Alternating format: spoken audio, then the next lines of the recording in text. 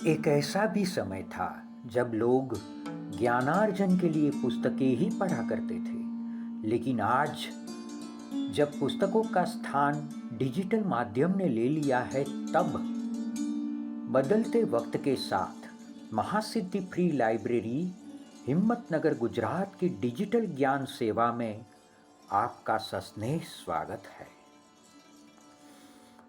प्रस्तुत है विश्व भर में ख्यातनाम महान साहित्यकार डॉक्टर श्री एंटन चेखव के बारे में हमारे जाने माने विद्वान साहित्यकार व प्रखर वक्ता डॉक्टर श्री फूलचंद गुप्ता जी का विद्वत्तापूर्ण वक्तव्य।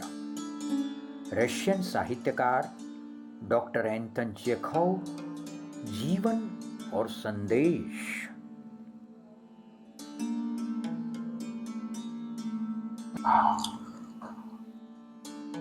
महासिद्धि लाइब्रेरी हिम्मतनगर के अनुरोध पर आज मैं आप लोगों के समक्ष रूस के महान साहित्यकार, जिन्होंने अपनी कहानियों और अपने नाटकों के लेखन द्वारा विश्व समाज को प्रभावित किया है, एंटन चेखव के बारे में उनकी रचनाओं को मद्देनजर रखकर कुछ बातें आपके सामने प्रस्तुत कर रहा हूं। मैं एक बात अक्सर कहता रहता हूं कि साहित्य के केंद्र में समाज होता है। मनुष्य ही साहित्य को खुराक देता है। समाज की सच्चाई को यथार्थ रूप से प्रस्तुत करना, उसका बयान करना साहित्यकार का मुख्य प्रयोजन होता है। किसी भी साहित्यकार के साहित्य को अगर मूल्यांकन की दृष्टि से देखें तो हम समझेंगे कि यथार्थ से कटा हुआ, सामाजिक यथार्थ से कटा हुआ कोई भी साहित्य नहीं होता है। किसी वजह से उसे साहित्य के रूप में प्रचारित और प्रसारित भी कर दिया जाए तो अल्पजीवी होता है। अमर साहित्य, अजेय साहित्य के मुख्य लक्षणों में से एक सत्य यह है कि उसमें समाज की सच्चाई प्रस्तुत होनी चाहिए। इतिहास में झूठ चल जाता है, लेकिन साहित्य में झूठ नहीं चलता। किसी भी देश अथवा किसी भी समाज के बारे में सही जानना हो तो हमें इतिहास नहीं, उस देश के साहित्य को पढ़ना चाहिए। एंटन चेखव 19वीं सदी के उत्तरार्ध में रूस में जन्मे थे। 1860 में उनका जन्म हुआ था। उस समय रूस में जॉर्ज अलेक्जेंडर का शासन चलता था। रूस बहुत ही पिछड़ा हुआ, आर्थिक और सामाजिक दृष्टि से अत्यंत पिछड़ा हुआ देश, यूरोप का देश था। किसानों की हालत बहुत बदतर थी। आर्थिक मुद्दे की बात की जाए तो अधिकांश जमीन मुट्ठी भर जमींदारों के हाथों में थी। शेष लोग दास प्रथा की वजह से कृषि दास के रूप में काम करते थे। शिक्षा का अत्यंत अभाव था। परंपराओं और रूढ़ियों में समाज जकड़ा हुआ था। ऐसे समय एंटन चेखव अपनी कलम के साथ उपस्थित होते हैं और मित्रों, उनके 4 नाटक जो क्लासिक्स माने जाते हैं, आज भी उतने ही प्रासंगिक हैं जितने प्रासंगिक उस समय थे। Uncle Vanya, three sisters, cherry orchard, ये उनके ऐसे नाटक हैं जिसे मार्लो, शेक्सपियर इत्यादि के पंक्ति में रखा जा सकता है, उनसे बेहतर स्थिति में रखा जा सकता है। चेखव ने लगभग 500 जितनी कहानियां लिखी। अधिकांश कहानियां अमर हैं। चेखव की भाषा व्यंग्य की भाषा है। उन्होंने सामाजिक विडंबनाओं पर इतना तीखा प्रहार किया है कि मार्क ट्वेन और जॉर्ज बर्नार्ड शॉ उनके आगे फीके पड़ जाते हैं। मैं अभी कुछ कहानियों के उदाहरण दूंगा आपको। एक चीज जो और पहले कह देना चाहता हूं कि ये वही समय था जब टॉल्स्टॉय लिख रहे थे और मैक्सिम गोर्की लिख रहे थे। चेखव का इन महान साहित्यकारों के बीच में चेखव को कहां रखा जाए? हम देखते हैं अन्ना कारेनिना पढ़ें या वॉर एंड पीस पढ़ें, टॉल्स्टॉय का, या पुनरुत्थान, रिजरेक्शन जिस नाम से अंग्रेजी में प्रकाशित हुआ है, तो इन उपन्यासों को पढ़ें तो हमें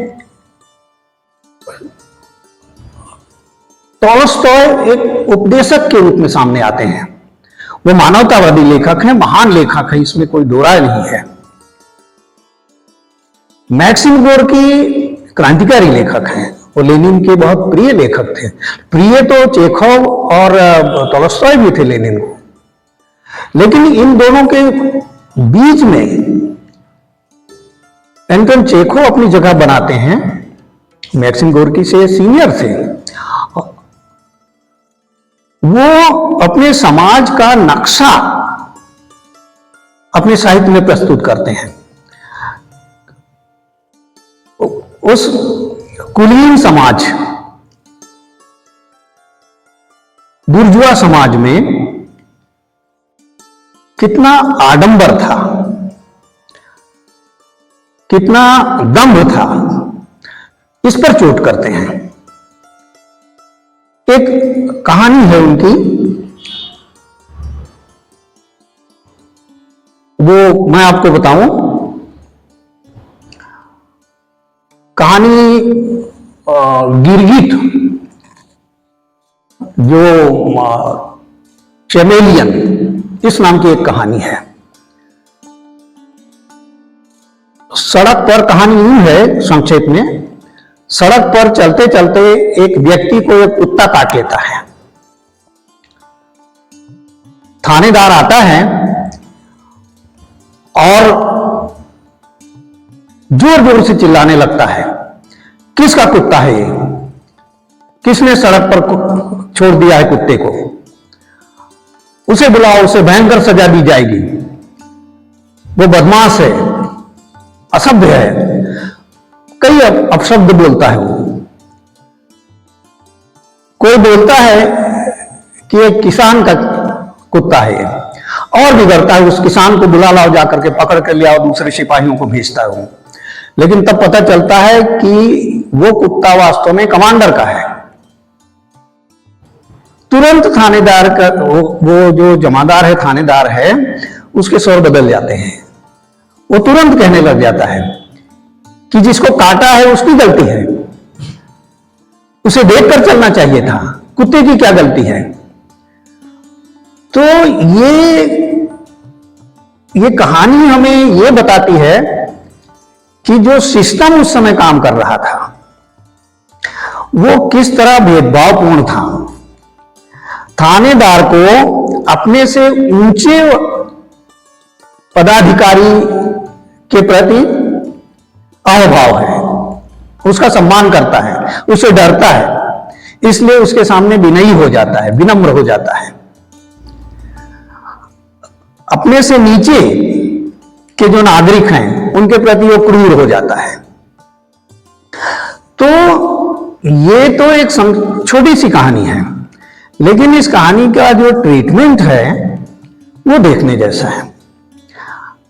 तो चेखव जब गिरगिट नाम की इस कहानी को लिखते हैं तो बताते हैं कि मनुष्य का स्वभाव कैसे पल पल स्थितियों के अनुसार रंग बदलता है। रूसी प्रजा के प्रति, रूसी लोगों के प्रति एंटन चेखव के भाव बहुत अच्छे नहीं हैं, क्योंकि उनका ऐसा मानना है और उस समय का इतिहास भी यही बताता है कि रूस के लोग बहुत आलसी, सहिष्णु, अत्यंत क्रोध आए इस हद तक सहिष्णु हैं, यानी कि उन पर कैसा भी अत्याचार होता है चुपचाप सहन कर लेते हैं, कुछ बोलते हैं नहीं है। जब क्रोध आना चाहिए मनुष्य को तब क्रोध जरूरी हो जाता है, लेकिन उनके रूस के लोग जार से इतना डरे हुए हैं, इतने भयभीत हैं कि किसी भी अन्याय के खिलाफ आवाज नहीं उठाते हैं। इसलिए एंटन चेखव इन लोगों पर चाबुक चलाते हैं, व्यंग्य का चाबुक चलाते हैं। वो कोशिश करते हैं कि इन्हें कोंचा जाए, इन्हें चुभाया जाए कुछ, और उनकी कहानियां पढ़ने से वो चुभन पैदा होती है। हालांकि धीरे धीरे एंटन चेखव की कहानियों में बदलाव आया जो उनके जीवन के बदलाव के अनुरूप ही था। उनकी अंतिम जो कहानी है द ब्राइडल, दुल्हन नाम से गुजराती में भी और हिंदी में भी अनुदित है। वो एक ऐसी कहानी है जो जीवन में जो नीरवता है, अजनबीपन है, एकाकीपन है, ये कहानी उस नीरवता को बहुत तीव्रता से व्यक्त करती है। शाम का समय है, वो दुल्हन शादी के बाद आई है, वो देखती है बाहर धुंध फैला हुआ है, सूर्यास्त हो चुका है, कहीं कोई उत्साह नहीं है, न वातावरण में, न समाज में और न उस परिवार में जहां वो आई है। निराश है, उसे ऐसा लगता है कि एक अंधेरे से निकाल करके दूसरे अंधेरे में उसे भेज दिया गया है, एक धुएं से चल करके दूसरे धुएं में पहुंच गई है। तो जीवन का ये जो धुंध है उसकी चेखव बहुत कटु आलोचना करते हैं। लेकिन जब वो सोकर के सुबह उठती है तो देखती है कि सूर्य की किरणें चारों तरफ फैली हुई हैं, धुंध छंट गया है, उसके आत्मा पर जो धुंध है वो भी छंट चुका है और अब वो प्रसन्न चित्त हो गई है। तो चेखव की ये कहानी एक ब्राइडल की नहीं है, एक ब्राइड की नहीं है, एक दुल्हन की नहीं है। ये कहानी पूरे समाज की है कि जिस तरह समाज परिवर्तित हो रहा था, क्रांतिकारी शक्तियां जिस तरह करवटें बदल रही थी रूस के समाज में। हम जानते हैं कि उसके बाद में कैसे लेनिन के नेतृत्व में 1905 में, 1912 में और 1900 अंतिम क्रांति 1917 की अक्टूबर क्रांति होती है और रूस का समाज देखते देखते पिछड़ेपन से इतने समृद्ध समाज में, यूएसएसआर जिसे कहते हैं, उस समाज में परिवर्तित हो जाता है। तो जो राजनीतिक और सामाजिक परिवर्तन हो रहे हैं, उन परिवर्तनों के साथ साथ चेखव चल रहे हैं। लोग ऐसा कहते हैं कि साहित्य राजनीति के पीछे चलती है। जैसा राजनीति में परिवर्तन होता है, साहित्य वैसा वर्णन करता है। चेखव के बारे में ऐसा नहीं है। चेखव तो ऐसा लगता है जैसे एक मशाल लेकर आगे आगे चल रहे हैं और राजनीति उनके पीछे पीछे चल रही है। सामाजिक, आर्थिक, राजनीतिक परिवर्तन उनके ढर्रे पर, उनके बताए हुए रास्ते पर जैसे चल रहा है। तो ये बहुत बड़ी उपलब्धि है। इसीलिए मैक्सिम गोर्की अपने जीवन में बार बार चेखोव के पास जाते थे। हालांकि मैक्सिम गोर्की का साहित्य उनसे ज्यादा आधुनिक और उनसे ज्यादा क्रांतिकारी है। मैक्सिम गोर्की का उपन्यास मां पढ़ा जाए, मैक्सिम गोर्की का उपन्यास मेरे बचपन पढ़ा जाए, आत्मकथात्मक उपन्यास 3 खंडों में है, मेरे विश्वविद्यालय पढ़ा जाए, संघर्ष के राहों पर पढ़ा जाए, उनके नाटकों को पढ़ा जाए, तो हमें ऐसा लगता है कि मैक्सिम गोर्की से बड़ा कोई साहित्यकार नहीं है। इतना ही नहीं, मैक्सिम गोर्की एक ऐसे समुद्र हैं जिसमें इनके पहले के सारे साहित्यकार नदियों की तरह आकर के उसमें समा जाते हैं। लेकिन चेखोव अगर मैक्सिम गोर्की के समुद्र में समा जाते हैं तो अपनी चमक के साथ में समाते हैं। उनकी धारा स्पष्ट दिखाई देती है। उनकी अनेक कहानियां हैं जो उल्लेखनीय हैं। तो ये छोटी छोटी घटनाएं हैं जिनमें से चेखोव को अमर साहित्य रचने का मौका मिला। आज के दिन, जैसा कि मैंने पहले कहा कि 29 जनवरी 1860 में एक अच्छे समृद्ध परिवार में उनका जन्म हुआ था। पेशे से वो चिकित्सक थे, किंतु उनका चिकित्सक और उनका साहित्यकार कभी संघर्ष में नहीं उतरा। वो अपने पेशे के प्रति भी खूब ईमानदार थे और साहित्यकार के रूप में भी। उन्होंने अपने साहित्य के माध्यम से रूस ही नहीं, दुनिया के श्रमिक वर्गों के लोगों को, नई पीढ़ी को जो संदेश दिया, वो ना तो टॉलस्टॉय की तरह उपदेशात्मक था। उनका साहित्य लोगों को उदात्त बनाता है, संवेदनशील बनाता है, और कहीं ना कहीं मैक्सिम गोर्की की राह पर चलकर सामाजिक परिवर्तन के लिए पाठकों को प्रेरित करता है। ये दुर्भाग्यपूर्ण बात है कि इतनी उत्कृष्ट कक्षा का लेखक, नाटककार, कहानीकार बहुत छोटी उम्र में हमें छोड़ करके, संसार को छोड़कर चला गया। 15 जुलाई 1904 को उन्होंने हमेशा के लिए 44 वर्ष की उम्र में आंखें मूंद ली। दैहिक रूप से आज वो हमारे बीच में भले उपस्थित ना हो, लेकिन शब्दों के आकार में, अपनी कहानियों में, अपने नाटकों में, अपने चरित्र लेखन में और अपने वार्तालाप में, संवाद में, जो मैक्सिम गोर्की के साथ में उन्होंने लंबे लंबे साक्षात्कार दिए हैं, वो आज भी हमारे पास मौजूद हैं। कालजयी साहित्यकार कोई यूं ही नहीं बन जाता है। चेखोव अगर 100 वर्ष के बाद भी, 125 वर्ष के बाद भी हमारे लिए प्रासंगिक और महत्वपूर्ण बने हुए हैं, तो ये उनके शब्दों की शक्ति है।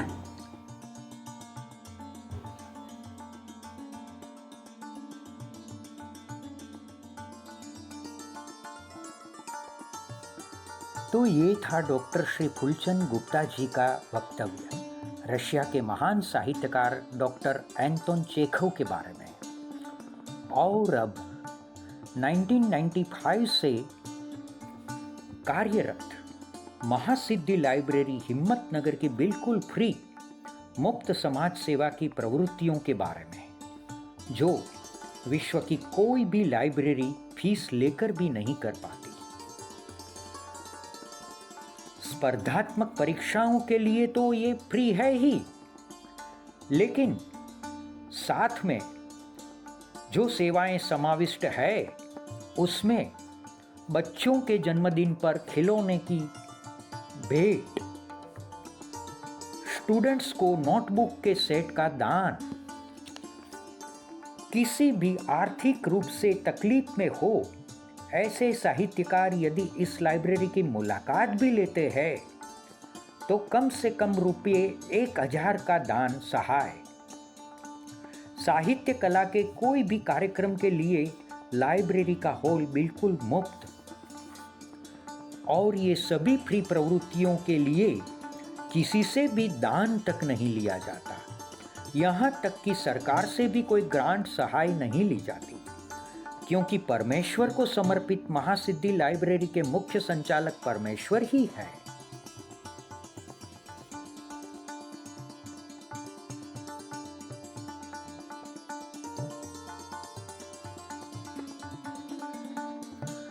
इस लाइब्रेरी की डिजिटल ज्ञान सेवा के लिए 2 व्हाट्सएप एडमिन ग्रुप है और ऐसी 3 यूट्यूब चैनल जिनसे प्रेरित होकर कोई बाहरगांव के मेहमान भले ही मुलाकात के लिए पधारे, उनको बगैर भोजन किए जाने नहीं दिया जाता। तो ऐसे प्रेम और स्नेह को रूबरू देखने, अनुभव करने के लिए आपको भी प्रेमपूर्ण आमंत्रण है। महासिद्धि फ्री लाइब्रेरी हिम्मतनगर गुजरात की मुलाकात अपने जीवन में एक बार अवश्य करें।